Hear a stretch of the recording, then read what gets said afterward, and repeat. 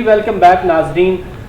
हाजी साहब, आपसे मैं एक सवाल करना चाहूँगा। आप जितना आपका एक्सपीरियंस है सियासत के अंदर, आप हमारे नाजरीन को भी बताएं किस तरीके से अपनी पॉलिटिकल पार्टी को जो है उससे मुस्तफ़ीद करेंगे। क्या आप फाउंडर मेंबर्स में से हैं, तो आपकी क्या काविशें हैं और क्या फ्यूचर आपके जो है वो एक मैनिफेस्टो है कि इस तरीके से मैंने पार्टी को जो है अपने एक्सपीरियंस से जो है उनको मुस्तफ़ीद करना है।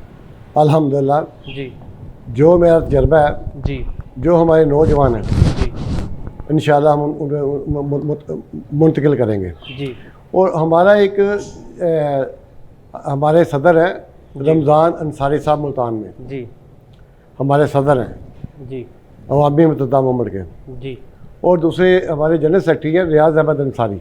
जी हम मिल के काम कर रहे हैं और अल्हम्दुलिल्लाह हमारी पूरी जमात एक घराने की तरह है, एक ख़ानदान है। जी हम मिल के बड़े प्यार से काम करते हैं। इंशाल्लाह हम डिलीवर करेंगे अपने नौजवानों में और इंशाल्लाह आपको हमारा काम देख के आप मुतमिन होंगे इंशाल्लाह। जी। अच्छा हाजी साहब, वैसे फैसलाबाद में क्या रिजल्ट्स आ रहे हैं आपको?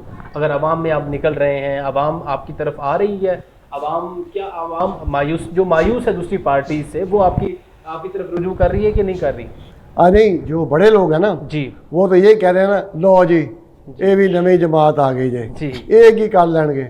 मतलब वो इस वक्त वो हमसे मुतमिन नहीं है। जी लेकिन जो गरीब तबका है, जी जो हमारा साथ देने वाले हैं, वो मुतमिन है। जी वो कह रहे हैं जी शुक्र अल्हम्दुलिल्लाह आप आए हैं, जी। तो हमें उम्मीद नज़र आई है कि आप हमारे लिए कुछ करेंगे। हाजी साहब, आपके फार्म हाउस पे जैसे हम आज आए हैं, तो मैं आपसे ये पूछना चाह रहा हूँ कि आप भी एग्रीकल्चर के हवाले से जो है अच्छे तरीके से हाव नाव रखते होंगे। अभी जो सूरत हाल किसान की है, गंदम के हवाले से बड़े जो है मामलात, बड़े जो है मसाइल हैं दरपेश हैं किसानों को रेट के हवाले से, तो आप इसमें आपका क्या नुक्ता नज़र है कि जो गंदम का रेट पंजाब गवर्नमेंट की जानिब से निकाला गया, क्या वो किसानों के साथ ज्यादती है या वो रेट बिल्कुल ठीक है?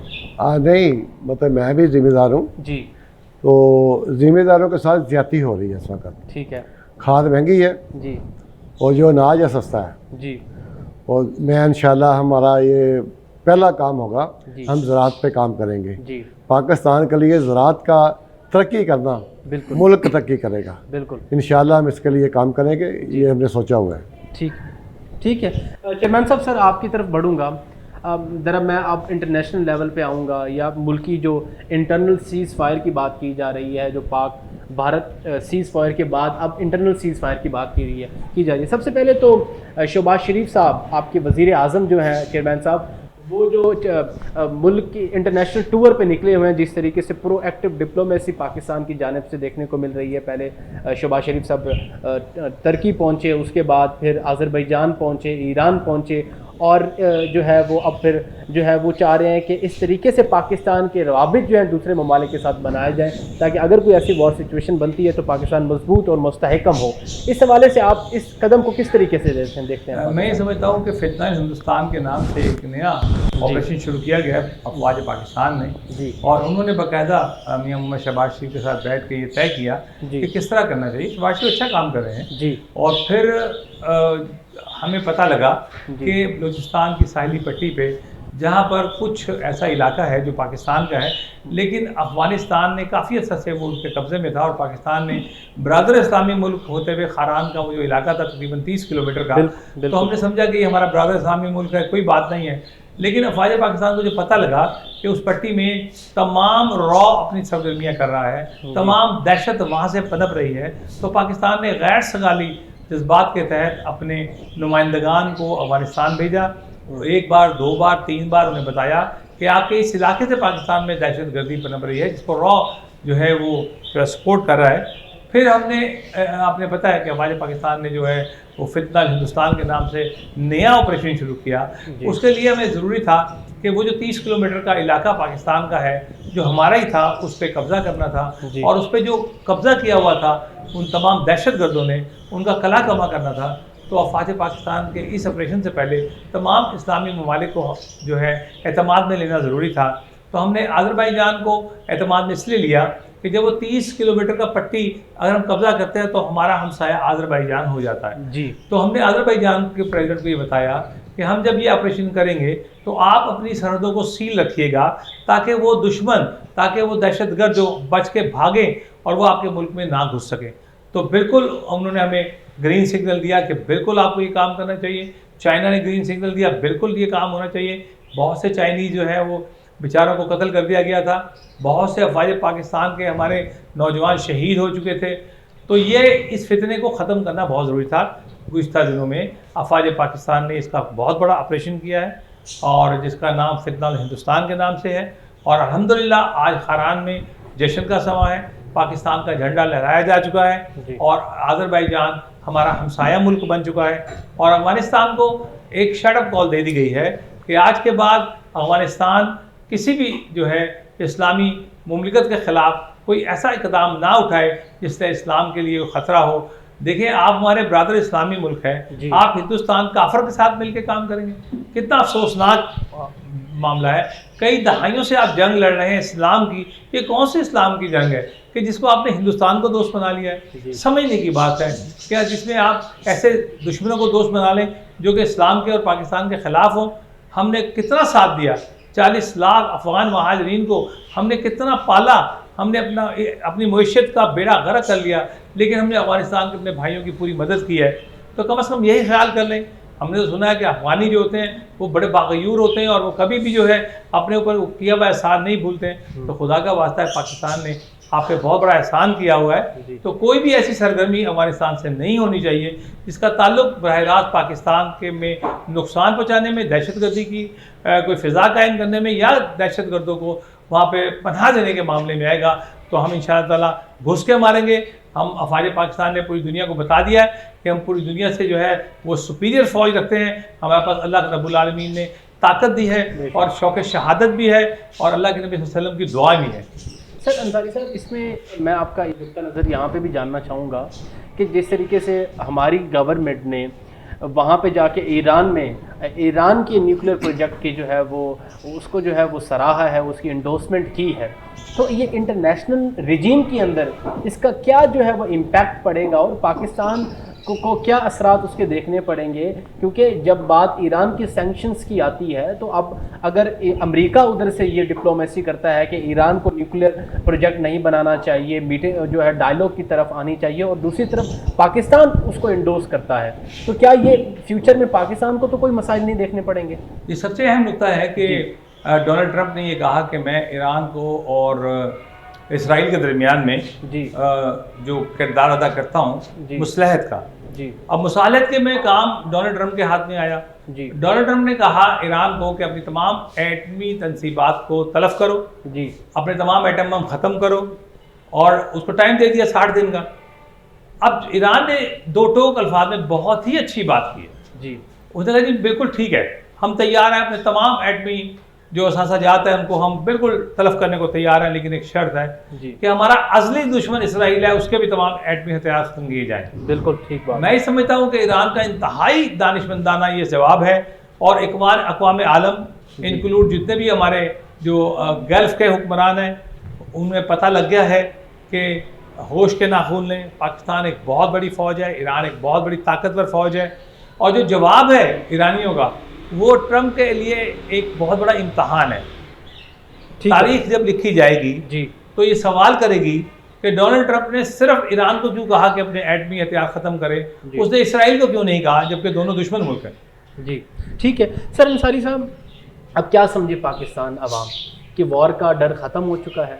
क्योंकि जब जिस तरीके से ये डिप्लोमेसी पाकिस्तान की जानिब से की जा रही है, अब उस तरफ से इज़राइल जिस तरीके से ये हमें बताया गया एस्टेब्लिशमेंट की जानिब से कि जो यहाँ पे ड्रोन्स भेजे गए वो इज़राइली ड्रोन्स थे, तो क्या अब इज़राइल और अमेरिका जो है वो बिहाइंड द सीन क्या इंडिया को जो है वो सपोर्ट ख़त्म कर देगी? क्या हम फ्यूचर में अब आवाम जो है पाकिस्तान की क्या ये समझे कि ये सीज़ फायर मुकम्मल परमानेंट सीज़ फायर है? देखें, पहली बात तो ये है कि दुनिया जो है वो पाकिस्तान को अंडर एस्टिमेट कर रही थी जी, और आहिस्ता आहिस्ता पाकिस्तान से दूर हो रही थी जी। इंडिया दुनिया भर में छा रहा था और वो दुनिया को बता रहा था कि हम बहुत ताकतवर हैं जी, हमारे पास बहुत बड़ी फौज है, राफेल तैयारे हमारे पास हैं, मिग 21 हमारे पास हैं, और दुनिया का बहुत बड़ी ताकत हमारे पास है। पाकिस्तान हमारे मामले में चींटी के बराबर भी नहीं है, हम मसल के रख देंगे। उससे बहुत से इस्लामी ममालिक भी इस बात से परेशान थे। और फिर बहुत बड़ा बिजनेस हब है जी पूरी दुनिया, वहाँ से अरबों की आबादी है, 1.25 अरब की आबादी है, वहाँ पे बहुत बड़ा बिजनेस हब है।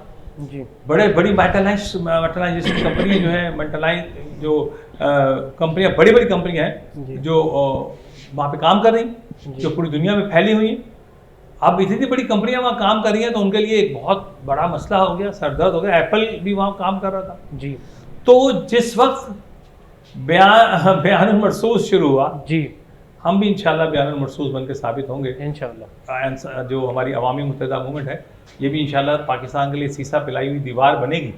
इसका मतलब है सीसा पिलाई हुई दीवार। तो जब ये बयान शुरू हुआ और जिस तरह से महारत से अफवाज पाकिस्तान ने काम किया, पूरी दुनिया को वतीरा हैरत में डाल दिया, परेशान कर दिया कि इतनी बड़ी ताकत अपने आप को कहने वाला, उसके रडार सिस्टम को पाकिस्तान ने जारी कर दिया। 70% उसकी आबादी की बिजली बंद कर दी, तमाम कंप्यूटर हमने उनके हैक कर लिए, उनका टेलीकम्युनिकेशन सिस्टम का निज़ाम फेल कर दिया, उनके तैयारों का आपस में एक दूसरे से मामलात जो है ज़ीरो कर दिए। तो फिर तो वो इतनी बड़ी ताकत जो है पाकिस्तान के सामने मिट्टी का ढेर साबित हुई। और S-400 जो हमने उनका एयरबेस उड़ाया और ऐसे 2 और एयरबेस उड़ा दिए। अगर ये जंग 1 घंटा और जारी रहती तो हम तो दिल्ली को फतह कर चुके थे जी। तो फौरी तौर पर वजीर खारजा जो था भारत का, उसने डोनाल्ड ट्रंप के पांव पकड़ लिए। आप देखें, डोनाल्ड ट्रंप का पहला बयान देखें, उन्होंने ये कहा था मेरा पाकिस्तान और भारत के इस मामले से कोई लेना देना नहीं है, मैं दोनों मुल्कों को जानता हूँ और हम इसमें कोई काम नहीं करेंगे। लेकिन जब इंडिया ने, जो उसका लेपालिक बच्चा है मोदी, उसने जब रोना पीटना डाला कि ये तो हमें मार देंगे, इन्होंने तो हमारा सब कुछ जैम कर दिया है और अगर यही हाल रहा तो ये तो उड़ा देंगे रखे, तो फिर फौरी तौर पे उन्होंने जनाब माफ़ी मांगी, सीज़ फायर के लिए कहा गया। उधर सफ़े बातम बिछा हुआ है, इधर जश्न मनाया जा रहा है। पूरी दुनिया ने देखा कि इंडिया मीडिया का गैर जिम्मेदाराना जो काम था और पाकिस्तानी मीडिया का जो तहम्मुल था वो लायक तहसीन है। पूरी दुनिया ने अप्रिशिएट किया कि आप लोगों ने सच दिखाया, इंडिया ने झूठ दिखाया। इंडिया ने कहा इस्लामाबाद पे कब्जा हो गया, लाहौर पे कब्जा हो गया, कराची पे कब्जा हो गया, पेशावर की तरफ पेशकदमी हो रही है। पाकिस्तान के तमाम एटमी रिएक्टर्स जो हैं वो खतरे में आ गए हैं और पता नहीं कितनी कितनी बड़ी खबरें वो चला रहे हैं। अंसारी साहब, सर इंटरनल सीज फायर की जो बात हो रही है, उस सवाल से पहले ज़रा मैं जो ये इस वक्त जो सुप्रीम कोर्ट के अंदर केस चल रहा है रिजर्व सीट्स का, सुन्नी इत्तेहाद और पाकिस्तान तहरीक इंसाफ की 2 पार्टीज़ के दरमियान, तो एज ए पॉलिटिकल पार्टी के चेयरमैन आपका क्या स्टांस है इसके ऊपर? क्या रिजर्व सीट्स देनी चाहिए? देखिए, जो जिसका हक है उसको तो मिलना चाहिए, जो जिसका हक है, और जो इसका हक नहीं है उसको नहीं मिलना चाहिए जी। मैं ये समझता हूँ कि एक जमात सुन्नी इत्तेहाद खड़ी होती है और एक जमात जिस पे बैन लग जाता है। हमने बहुत वक्त देखे हैं, मैं सियासी जमात में था, बड़े बड़े बैन लगे हैं, बड़े बड़े तकलीफ़ें उठाई हैं और जिला वतनी काटियाँ हैं लोगों ने, तब जाके लीडर बनता है जी। तो अभी तो पार्टी शुरू हुई है तो पाकिस्तान तहरीक इंसाफ को थोड़ा तहम्मुल से काम लेना चाहिए जी। और जो उनकी माजी की गलतियां हैं उनको दोहराना नहीं चाहिए। किसी भी सियासी जमात की अगर कोई गलती है उसको मान लेना चाहिए। तो मैं समझता हूँ कि अगर किसी से गलती हुई है, उसमें नून लीग है, पाकिस्तान तहरीक इंसाफ है, पीपल्स पार्टी है, उसको रियलाइज़ करना चाहिए, क्योंकि आज छाबड़ी फरोश को पाकिस्तान की सियासत का मुकम्मल अजाला है। उसको पता है कि पाकिस्तान में सियासत कैसी हो रही है, कौन सच बोल रहा है, कौन झूठ बोल रहा है। इतनी ज़्यादा थैंक्स टू मीडिया कि आप लोगों ने उनको अवेयरनेस दे दी है कि पाकिस्तान के बच्चे को पता है कि अवामी मुत्तहिदा मूवमेंट इंशाल्लाह कहाँ खड़ी है और पाकिस्तान के लिए क्या कुछ करने वाली है। जी ठीक है सर, इसी पे हाजी साहब का भी स्टांस ले लेते हैं। हाजी साहब, आपने भी बाजी में देखी बहुत सारी अदवार देखे हुकूमतों के। अब जिस तरीके से 9 मई को जिस तरीके से मुल्क के अंदर एक सिचुएशन, क्रिटिकल सिचुएशन बन गई थी, उसके बाद फिर एक ऐसा नवंबर दिसंबर में भी बना इस्लामाबाद के अंदर, तो आप क्या समझते हैं कि कितना ज़रूरी है जब पाकिस्तान की मईशत, पाकिस्तान की ग्रोथ या पाकिस्तान की नेशनल रिप्रेजेंटेशन की बात की जाती है, तो जो अंदरूनी मामलात हैं, अंदरूनी पॉलिटिकल पार्टीज़ हैं, उसमें कितना ज़रूरी है कि मफाहमत होनी चाहिए, मज़ामत नहीं होनी चाहिए? हाँ जी, मेरे ख्याल में तो मफाहमत होनी चाहिए जी, मज़ामत नहीं होनी चाहिए जी, जायज़ काम में जी। और पाकिस्तान की तरक्की में जो बात करेगा जी, उससे मज़ामत नहीं होनी चाहिए जी। जो पाकिस्तान के ख़िलाफ़ चलेगा उसकी मज़ामत होनी चाहिए। ठीक है। आपने सर हाजी साहब आपने भुट्टो का भी दौर देखा होगा, भुट्टो साहब का, उसके बाद आपने बीबी बेनज़ीर साहिबा का दौर देखा होगा, नवाज शरीफ साहिब का वो दौर देखा होगा 90s के बाद वाला, फिर मुशर्रफ का दौर भी देखा होगा। आप क्या समझते हैं कि जो मिलिट्री इस्टेब्लिशमेंट है, जो अफवाज पाकिस्तान है, उसका कितना ज़्यादा कंट्रीब्यूशन है पाकिस्तान की सियासी पार्टी के अंदर? मेरा ख्याल है कि फौजी दौर नहीं आना चाहिए जी। जो दौर आए हैं ना फौज के जी, पाकिस्तान ने तरक्की नहीं की। जी। तो मेरा ख्याल है कि ये मार्शल लॉ वगैरह या फौजी दौर ये जमहूरी मुल्क में नहीं आना चाहिए। जी।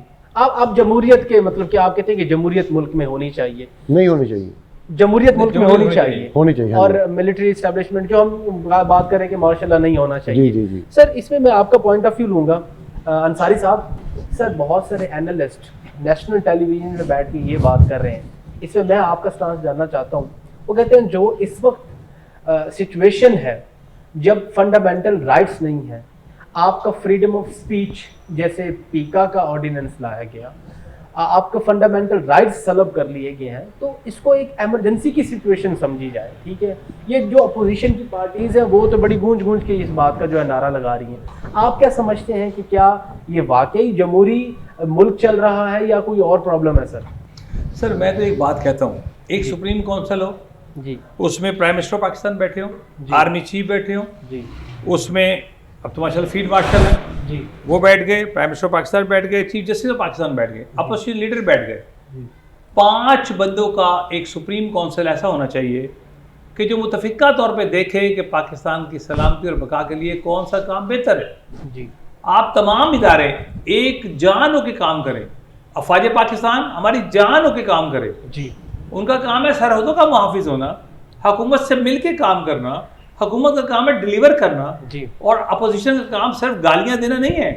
अपोजिशन का काम हर उस काम को अप्रिशिएट करना जो अच्छा है, और हर वो काम जो बुरा है, जिस पे करप्शन है, चोरी है, कसाद बाजारी है, बेईमानी है, अकरबा परवी है, जो भी चीज़ें ऐसी हैं जिस पे कि आपको बोलना चाहिए, आपका हक बनता है कि आप उस पर बिलाशुबा बोलें और उनकी कोताहियों और गलतियों पे जो है उनको बताएं कि आप लोग यहाँ पे गलत हैं। जी।